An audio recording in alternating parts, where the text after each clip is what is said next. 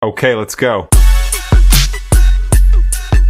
Hello and welcome back to another episode here at the Between the Glass Padel Podcast. As always, myself, Ben Winstanley, joined by my co-host and playing partner, Michael Cosgrove. We've had a busy few weeks for the bang average paddle players. Yeah. We've had a few Americanos, a Mexicano. I didn't even know the difference, but you're going to explain that to all the listeners. But, we'll touch on you first. You had an Americano victory, didn't you? Yes. Very, very good at, down at your competition, which was arranged by one of our good friends. Just explain to the listeners, what was that? What was the game like? So basically, Jack, who we play with quite often, he arranged an Americano for over the Easter weekend, and I think there was 12 people in it. And it was a good standard.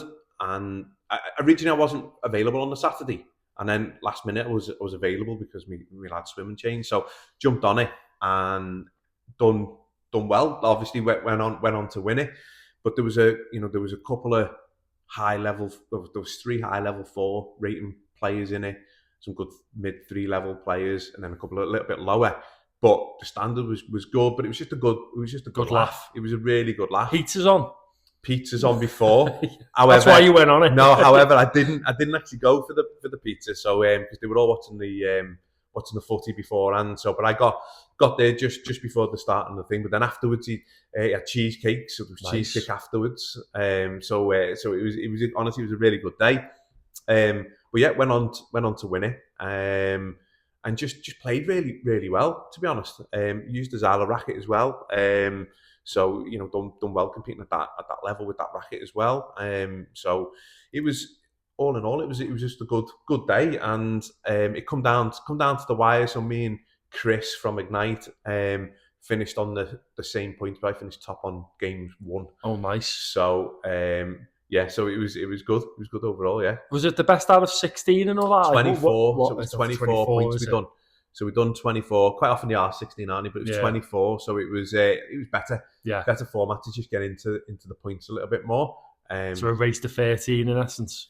Pretty much. Yeah. So it was like, but obviously again the same format where you want to get as many points as you can. So just to explain again, obviously talking as if people might know what an Americano is. Yeah. So an Americano is where there's 12 people, and you all play with each other against each other. So there's an app that you can put it on, and then it literally at the end of each round, you put the scores in, and it'll total up who's been the best performer out of the 12 people. So it's pretty fair and balanced because everyone's with everyone against everyone. But the whole objective is, because it's 24, you play out the 24 points. It's not just the first 13, because you'll want to carry on winning as many points as you can, because the more points you get, the better. So if you can win 24-0, you want to win 24-0 effectively. So you go around, you play with everyone, and then that all goes in, but you get points for winning, points for drawing, and points for your actual points that you get, and it all totals it up. But there's an app that does it, which 6 points, 6 service points per person. So it was 6, 12, 18, 24. Good maths. So, but it was good, and we've done it in 2, which was a bit frenetic, but we've done it 2, and kept going like that. So it was a bit frenetic. But what I did is, because whenever I've done these before, I'm always obsessed with trying to keep score. Yeah. And I'm not concentrating on playing. And this time I just let everyone else keep score, and just played. And because I'm normally just too busy thinking about the score. And I'm like, what score is it? And I've just gone, I don't know what score it is. Someone else tell me what it is. I'm going to play. And it worked well. But like I say, it was more just to have fun and get, it was 2 hours paddling, and I think it was 20 quid to go in it. And brilliant. So and you won. What did you win? So you won 50 quid cash prize. Another Chinese one, Michael's way. Well, didn't tell me missus about this one, so I managed to keep that 50 quid to myself. So that was good. But so all in all, it was just a really good day. Yeah, I think obviously if people want to go on it, you go on the compete. Obviously, you can see Americanos on your Playtomic app. It really is enjoyable to meet people. I've played in a few Americanos now at different levels, and it's amazing to meet new people. Again, we speak about this community sense and this community side of paddle. I've met, I'm a big Evertonian. I've met some Everton fans playing, and on a couple of days ago, I've been invited to a house to play at someone's house with a private court in their house. Absolutely, the King of England. Literally was the King of England's house. It was outrageous. I mean, he's got put some pictures on now so everyone can have a look. Unbelievable. Indoor paddle, music blaring, half pipe on, fantastic. But met these people through paddle, and it was it's just really, really good to see how quickly your friendships can grow in this sport, and it's something that we massively emphasize. We're just two bang average paddle players who turn up, have a laugh, enjoy it. Trying to get better though. Obviously, and trying to win. I mean, no one wants to win more than you. You're the most competitive person I've ever met. But so am I. Deep down, I want to win every time I'm playing. And this is what's good, I think, with the Americanos, Mexicanos, these sort of things as well, is that you can play with a little bit more freedom with the format that it is. It's not just like an open match. It's not going to affect your platonic rating. So you can just be involved in a bit more of a social event. And go and enjoy it and try different things. And I tell you what happens quite a lot is as well, because we were talking off camera, is I'm obviously just always playing on the right, you're always playing on the left. Yeah. When you're playing these things, if you got someone who's predominantly plays on the right, you just go, okay, I'll go on that. So it's good just to play on different sides, see the game from different ways.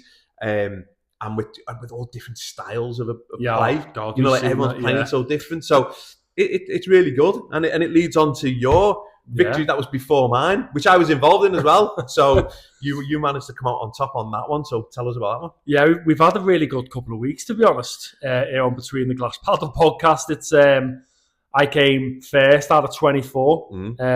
It was a Mexicano, was it? So it's a Mexicano, yeah. I have no idea. Am I going to explain to you what it is as well? I think you're going to have to tell me what I've won. What he won. So a Mexicano is different to an Americano in as much as it's a battle to get up the court. So we had 5 courts, and you want to end up as the top pair on the top court.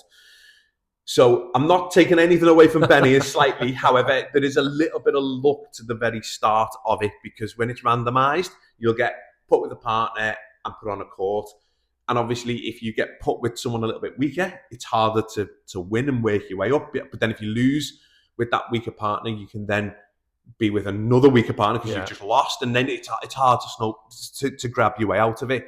So it's a little bit different where you won't necessarily play with everyone, and you won't necessarily play against everyone, because you can just find yourself in the wrong part to begin with. But you still want to work your way Absolutely. Up. And then once you're sort of you've got someone half decent alongside you and you're at the top, then you can fight them and try and stay at the top. So it's a little bit of a different format, but it's also it's good. It's good because it's different. Yeah, because you can sort of get into right, we're on here together. Let's stay here. Let's stay here as a pair. So So that's what you won, by the way. Yeah, I started off on court 2. And then I worked up to court 1, and I pretty much stayed there the whole night, luckily. And I played against different people. Every game was high level. I think, obviously, like you said, you started off court 4, and it was hard to get yourself worked up back to the court 1. But it's a bit like King of the Court, but not near enough. That obviously the point system comes into play. Very similar. The point system comes in, so you won it. That was first out of 16, so obviously first to 9. I think I won 8, drew 2, lost 1. But no, I won a bottle of Lauren Perrier champagne, which apparently is like £75 a bottle, which is absolutely outrageous. I was buzzing with that. You've probably seen it on social media. Yeah, you'll see it now. Yeah, with all my pictures and stuff like that. But no, Harrison Wright, obviously, he organised it. And puts on a good event, doesn't he? Puts on he organises it really well. Amazing. And to get 24 people down on a random Thursday night, was it? Monday. Was it Monday? Was it? I can't remember. Monday night, yeah. That was after the all champagne. 5 courts booked out. All 5 booked out. Between 6 and 8, which in itself is a feat. I have no idea how he's managed to do that. That in itself is incredible. And like you said, everyone was there. We've met a few of them before, a few new lads, and the standard was very good. There was a few very good players there. Obviously, all different abilities. Some were amazing at serving, some were amazing at smashing. Some were a bit weak at the lob. So you don't have time to work your opponents out. Yeah. And that's what I like about it, because when me and Michael, we haven't played together for a while. No, like a competitive game. And we'll go on to that shortly. But, we're trying to do the podcast, get coaches on, get people on to talk about their experience. But we kind of lost me and Michael playing together, which we're going to touch on very shortly. But no, you don't have a time to work out your opposition. So it's good enjoyment. I think I burned 1,800 calories again, like non-stop. But no, I've seen you on the right-hand side as well. And I actually played both sides. I think I said to someone, like, where do you want to play? And when you ended up with the other Ben, because you then ended up staying quite a few games together. He was on the left, wasn't he? You were on the right. So he said he categorically doesn't like playing on the right. You're doing well. Every time I was off and was watching your games, you were playing really well. But you said early doors you weren't playing too great, but you were getting away with murder. But later on, when I seen you playing, you were playing very well. Well. I think it was one of my strong points where the glass. Yeah, I think that is my biggest strength. Stuff down. I just get there. Everyone we play go, he's a pain in the ass. He just gets everything back, and Michael's backhanded winners and cross courts, forehands. And that's why we work well together. But touching on that, we're not going to go on too much about us and our average wins and which are amazing, by the way. We can still milk it for we can probably talk about it for another hour. But let's talk about them open matches. We haven't played an open match now for about 3 weeks. Yeah, because I think it was I think it's about 3 weeks, and by the time this comes out, it'll probably like 4 weeks. So it's been a long time for us. Bearing in mind, we probably normally play three open matches a week. Prior to doing this. So this is sort of like we've got a lot of filming done and stuff in the bank, haven't we? So we've sort of said is that we want to, we've got a lot sort of done that we need to start getting some matches in again. Because I've been playing a lot of friendly games, which have been great, by the way, and something I've wanted to do to be able to practice and learn. But I've also been playing some open matches and jumping on with different people and not playing great. Myself, there's been a couple that have played all right, but we haven't quite got the result. And so I'm in a little bit of a slump from an open match perspective. But playing well in the friendly games I've played, playing well in obviously the tournament. I mean, even the Mexicano, I think I ended up finishing 6th out of 24. So climbed my way up there. I've actually played well on the night. You had a bit of a bottom lip though, because you thought you played poorly and you finished 6th. I was going, Michael's one of them. I knew I'd played all right, but I just couldn't get up there. It was hard with the way that it balances the out format. with you. But you did well. So, but in terms of we were in a good groove, weren't we? Yeah, open match wise, playing and that. So we need to get some booked in, and start a little run again of getting games in. What I've noticed is, and I don't know if you have, is now when I was looking at the app when we're booking games, so I'm at 3.7. It's hard to get games now. So, but when I book it in, right, it goes. So when it gives you the guide of how far the range, it goes mine from 3.5 to 4.5, and I'm going. So pretty much every match, I'm going to be the worst player, which is really strange. I don't really understand why that is, because then it's really difficult. So we're always, or lately when we've played open matches, the ones we have played prior, we're the underdogs in every one. We've been the underdog for a long time, by the way.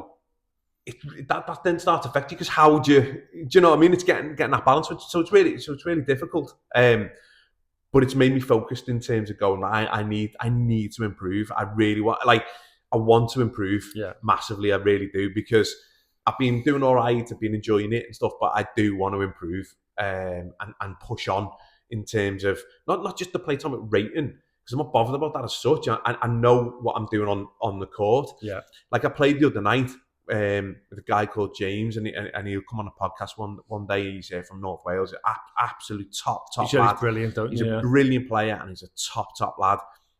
And his rating on playtime should be way higher, but he plays with divvies like me, and he's not bothered. But he's not bothered. He just has a good time. He just plays because he's got confidence in his ability, and he goes and plays in LTA events, and he's so he's got all that sort of the playtime things just for him to go and play. So fair play to him. But we played the other night, Ben. It was like I'd never seen a ball in my life. It was honestly, but you know when you're dying inside because you're letting someone down. Who's paid money. So, but you know, and I don't. There's no disrespect to you. I know with you, it is what it is. Yeah, we both do it. We both have it. We played that many times together, and and you've seen when I have played well and whatever. I've played with James a few times, and to be fair, I played all right the other times. But this was just it was it was embarrassing. There was 4 of us on the court, and I was the worst by a long way. Yeah, it was poor.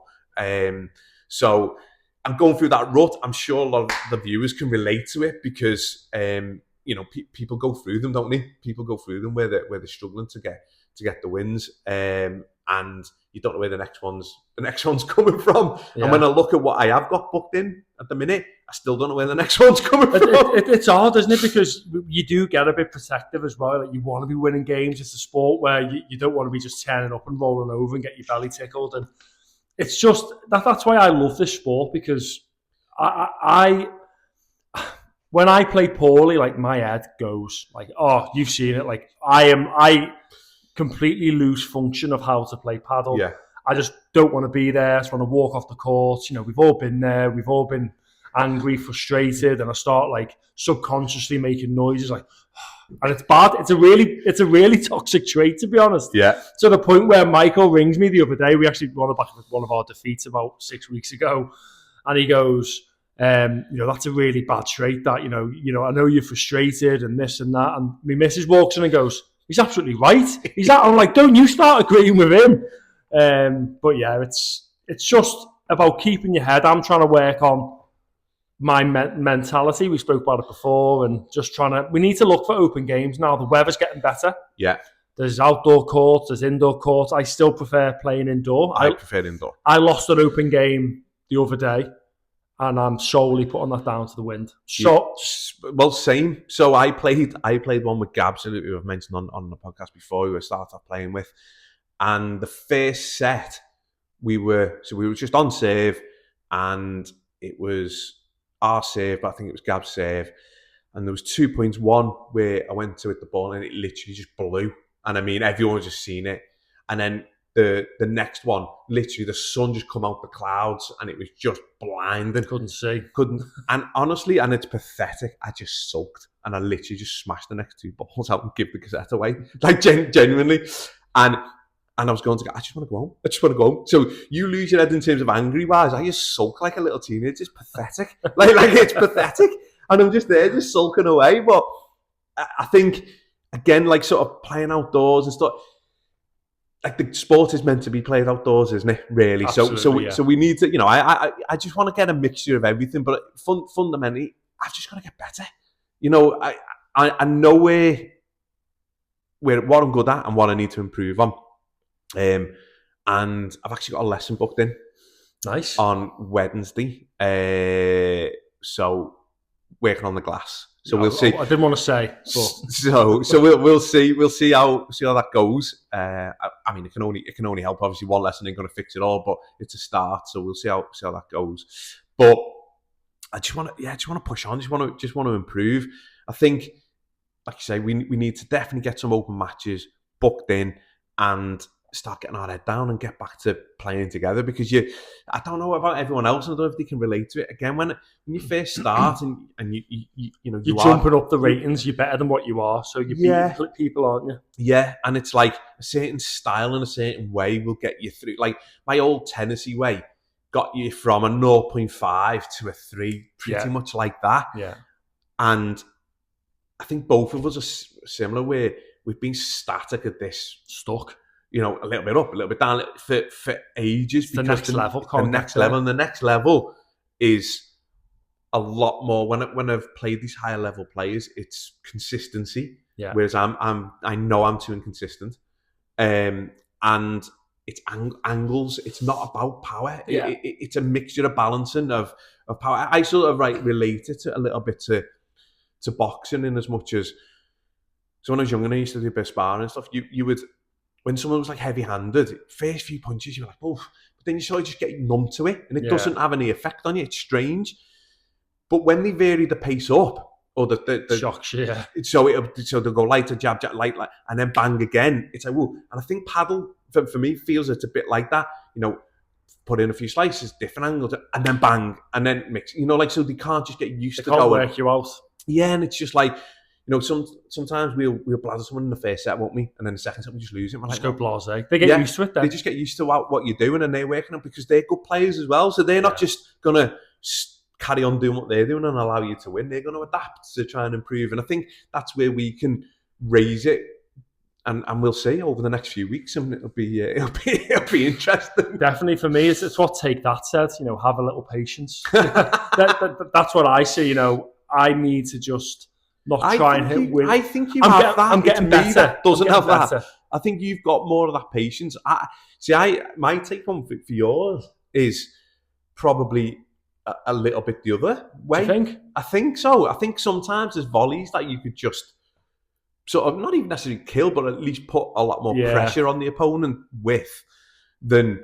But I think you have become a lot more patient. I tell you where with big improvement, where both of us need to big, because it drives me. It's our returns to saves are awful. Yeah, because you've just got to get the ball in play. Yeah, like the amount of so many easy points. We give a whole game away of just hitting the glass or doing or hitting the net, or just dumping it into the net, and you're like, get it back. They've got to make that shot. Yeah. You've got they've got to win it. Yeah, and that's where it drives me insane. Where we sort of both we don't tend to at the same time, but we're both like we'll go through spells where we're just dumping returns, and it's like you can't get into the game. I mean, the reality is we've had coaches on, haven't we, talking about this? Yeah, this.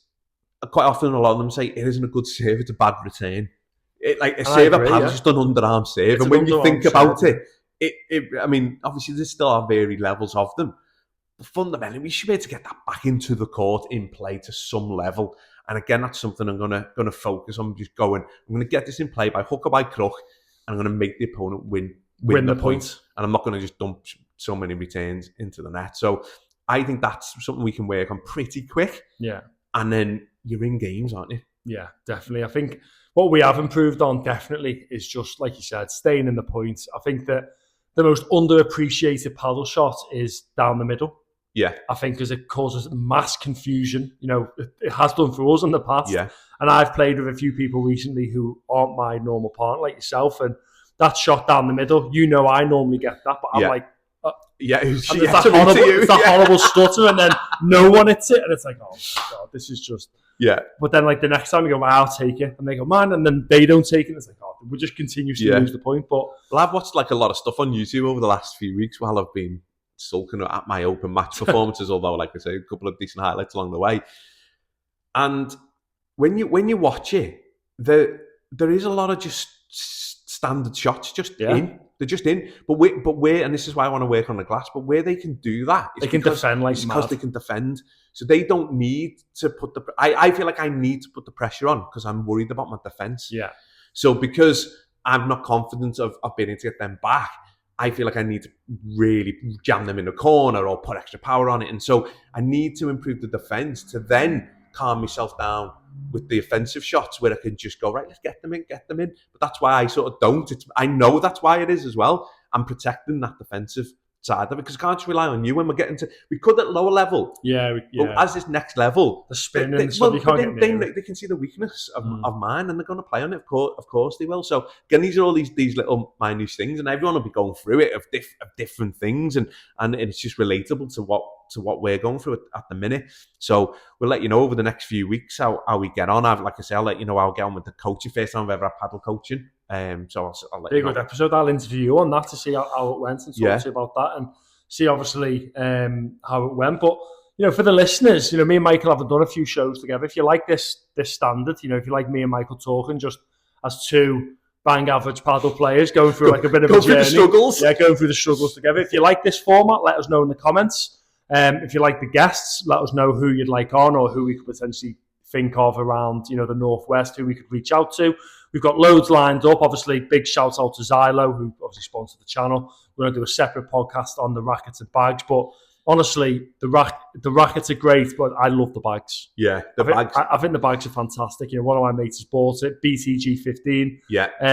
That's your code if you want to. Obviously, the bags are fantastic. Yeah, so BTG15 gets you 15% discount on anything Xylo product. We'll put all that in the description below for you.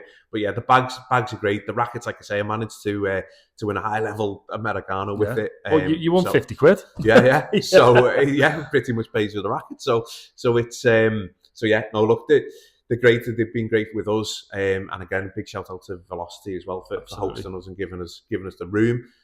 We might be moving back into another room. We're going to see how things go. So again, just bear with us. We know we need to measure this. We can read the word jump, and so we do understand what's going on. So we'll bear with us as we grow and just follow the journey. But again, do us a favour. I know I've watched YouTube for years, and wonder why everyone begs for people to subscribe. Like and subscribe, yeah. But it really, really does make a difference to the algorithm and getting views. So we've got guests lined up, and also people that we want to reach out to that are a higher level of guests to sort of, give you good episodes. We can't get them on without people subscribing and making that happen. So if you can just hit the subscribe, I think like some of the other videos we've had like 600-700 views on, and we've got currently around 170 subscribers. So if just everyone who's watching the video literally take you 2 seconds, just hit that subscribe button. Yeah, that'd be fantastic. Obviously, massive shout out to Gatka Motors as well for their ongoing sponsorship. Make sure you check out their Instagram page, Velocity Padel, Zalo, and the Padel Place. We're going to place not open yet, and we will get down there once the shop's open. And Michael finally got new shoes. I've got new shoes. I've got new shoes, which from the Padel Place, which we'll be getting a run out on our next episode. But in the meantime, have a great week. Enjoy the course, and thanks for following our journey on Between the Padel Podcast, Between the Glass. Just cut that end bit out.